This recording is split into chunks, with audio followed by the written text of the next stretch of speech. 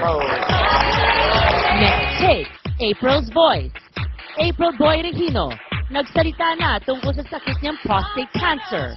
Ano-ano nga ba ang mga matitinding pinagdadaanan niya at ng kanyang pamilya? Alamin ang kanilang buong paglalahad sa Caught by Christie. Mamaya na!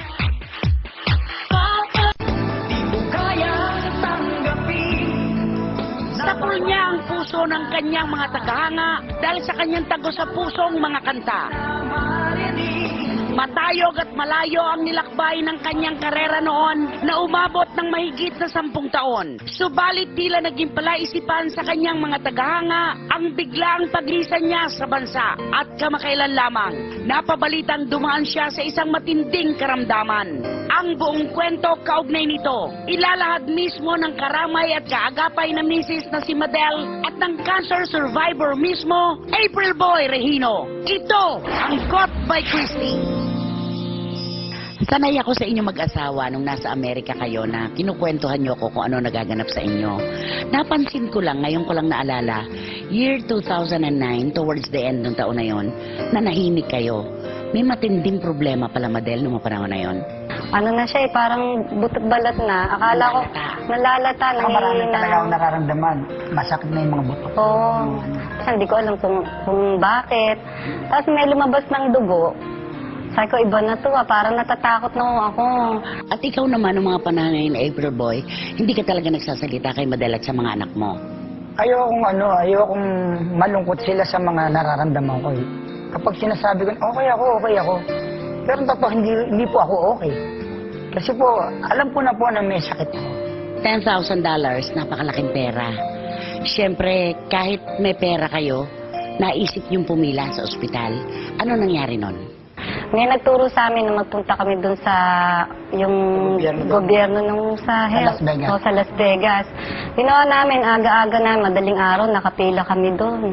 Pag nung interview sa kanya, hinihingan kami ng dokumento na yung yung sino yung nag-ano sa kanya, nag-support. Hanggang tinawagan Akala namin nila, attorney namin. immigrant tayo na merong nagpapunta sa Sponsor. US. Sponsor. Okay. Hindi ko nila alam na self-petition po ako, na talaga nagpunta po ako doon sa US.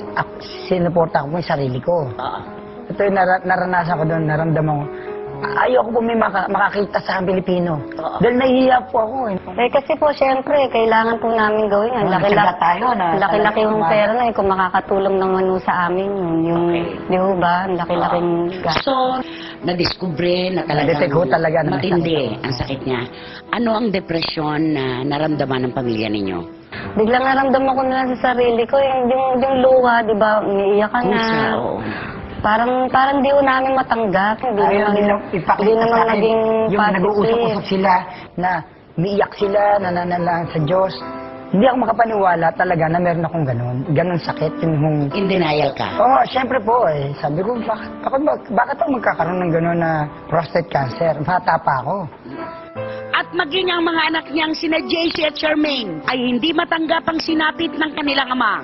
Noong una, hindi namin matanggap talaga na si Daddy nagkaroon nga ng ganong karamdaman po. Cancer po yun malalang sakit. Habang nasa labas ako, habang sumisigaw siya, lagi na lang ako napapanood. Parang naiiyak ako. Sabi ko, kasi sumisigaw siya Masakit to daw pag pinasok yung talaga noon. Nung malaman kong may sakit akong ganun, syempre parang nawalan ako ng pag-asa. Ayaw Ayoko niyang na kumain. Sabi ko, mamamatay din naman ako. Bakit pa ako kailangan kumain? Ayoko na uminom ng gamot. Kasi wala na nga po ang pag-asa Basta't ang alam ko lang, dasal na lang ako ng dasal sa Diyos. Sana pag kinuha ko, gano'n. Sana yung pamilya ko maayos. Kasi Madel, matapang ka, kilala kita Sobrang tapang mo na yung panghihina ng asawa mo kadalasan, humuhugot siya sa'yo. Kasi nung panahon na yun, sabi ko sa kanya, tumawa ka, ngiti ka, kasi ayaw ng Diyos ng ganyan, sabi ko sa kanya. Sabi ko, lumabang ka, kailangan yung faith mo, strength talaga, buhay. Para pag nanalangin ka sa kanya, walang sa pananampalataya, gagaling ka.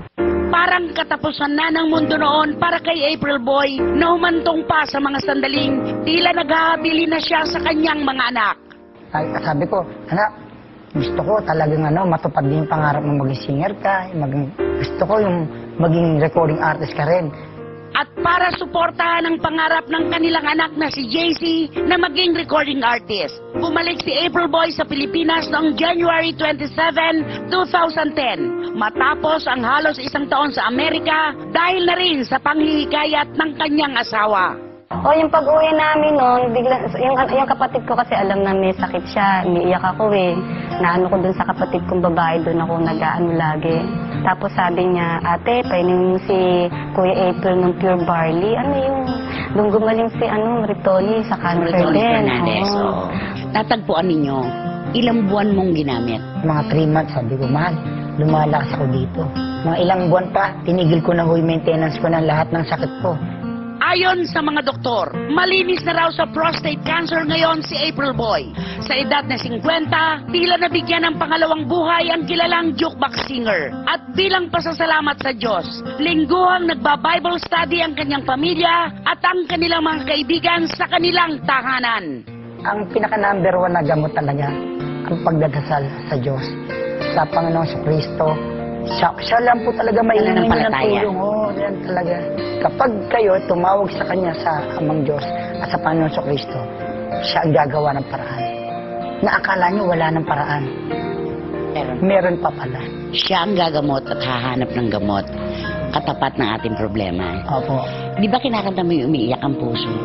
Umiiyak ang puso ko't sumisigaw, pati ang isip ko damdamin ay humihiyaw. Maraming salamat. Thank you so much. Maraming salamat po.